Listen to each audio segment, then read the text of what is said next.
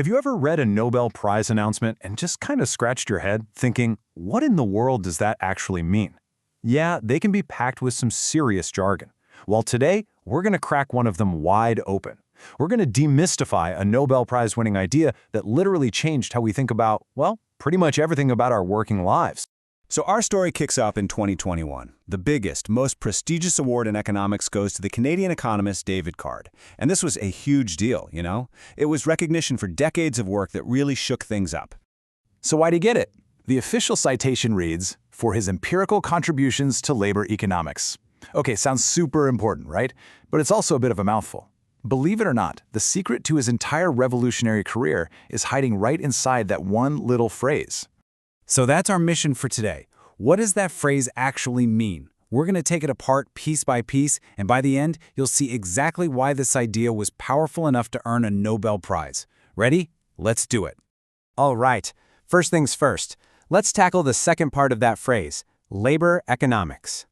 At its heart, labor economics is pretty much what it sounds like. It's the part of economics that dives into everything and anything related to work. How we get jobs, how much we get paid, and all those invisible forces that shape our entire careers. And this isn't just some dusty academic field. No way. It asks the biggest, most fundamental questions that affect every single one of us every single day. I mean, think about the huge debates that are always going on. Does raising the minimum wage actually kill jobs? Does immigration drive down pay for everyone else? Is a college degree really worth the massive price tag? These are the exact kinds of real-world puzzles that labor economists are obsessed with solving. Okay, so we've got labor economics down. Now let's dig into the word that really started a revolution in the field, empirical. So, for the longest time, a lot of economics was driven by pure theory. You'd build these beautiful, elegant models on a whiteboard that would predict what should happen in a perfect, tidy world. But the empirical approach, it just flips that whole script. It doesn't care what should happen. It asks a much simpler question. What actually happens when we look at the real world? Yep, empirical is really just a fancy word for being based on evidence. It's about getting your hands dirty with data from the messy, complicated real world, not just trusting a perfect theory from a textbook. And here's the basic recipe for how it works. First, you ask a super specific question. Then, and this is the clever part, you go out and find a natural experiment. That's like a real-life situation where something changes for one group, but not another. Think of a state that raises its minimum wage while its neighbor doesn't.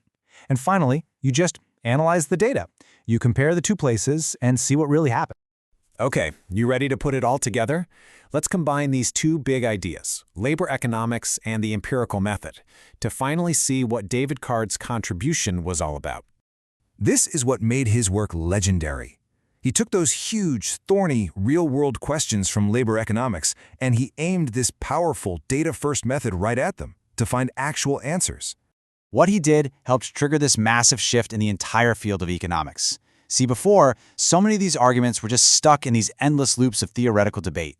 But Card and his colleagues showed everyone that you could get much clearer answers by just focusing on the data. They made this evidence-based approach central to how modern economics is done. And that, right there, was the breakthrough.